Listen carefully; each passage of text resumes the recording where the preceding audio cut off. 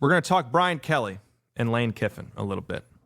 I already talked about in a previous episode that Lane Kiffin is one of my favorite coaches in the SEC. I like his charisma. And so there's been a lot of noise around, will Lane Kiffin leave Ole Miss? I don't think so. I think that's a shot in the dark. I think that's just kind of throwing a name out there and saying, an SEC job opened, get Lane Kiffin.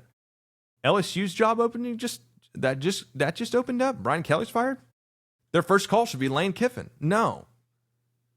Are we stupid? Lane Kiffin is in the conference at Ole Miss, and he's having success with Ole Miss. Now, they have not won an SEC championship. They have, in a while. They have not been to a national championship. But like I've been mentioning earlier, if there is any time to have faith in a coach that goes 9-3, 10-2 practically every year, or at worst, he goes 8-4. If there's any time to do that, and you have a great coach in Lane Kiffin in comparison to most of the other SEC teams, it's right now. It's in the NIL era. It's in the era where the scales have balanced. It's in the era where the SEC conference has turned into a premature NFL, like I mentioned before. It's in the era that the committee, the fans, the coaches, and all these people have to evaluate the SEC and Big Ten and all these conferences at a different level to say that the SEC is not going to have undefeated teams anymore. So everyone's going to be given an opportunity. The expanded playoffs, which was not there when Lane Kiffin first got to Ole Miss. There are more opportunities to convert and to win and to go on streaks and to have a better resume. This is not the time to make that switch if you're Ole Miss. I have to preach that.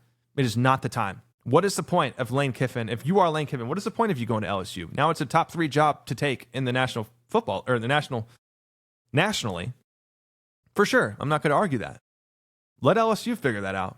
If anything, bury them when you play them. You beat them early on in the season anyway. If anything, you're a more predominant team and organization and program than LSU is right now. Keep that moral high ground and continue to rock on. And I think the mainstream disagrees with what I just said. Tenfold. I think they disagree with that. I don't care. And so, alternatively, and additionally, Brian Kelly fired at LSU. Now, I'm not going to knock him as a head coach. I think Brian Kelly is a good head coach. I think, he's had successful seasons at LSU. He's only been to bowl games. In fact, they struggled in season openers, and there's headliners there where you're like, Brian Kelly's a cornball. Yes, he is a cornball. But I think he's mostly a cornball because he's coaching at LSU. That just was never a fit. And you have heard that before. I'm not going to contradict what the mainstream says about Brian Kelly too far, but I think Brian Kelly is a good coach, but he is a terrible fit for LSU. I saw that when he did the recruiting 360 camera, and he's flashing the deuces sign, and he's doing all that stuff like the 80s dances, right? Like awkwardly behind the offensive lineman's like ass. Don't get coaches out of their comfort zone.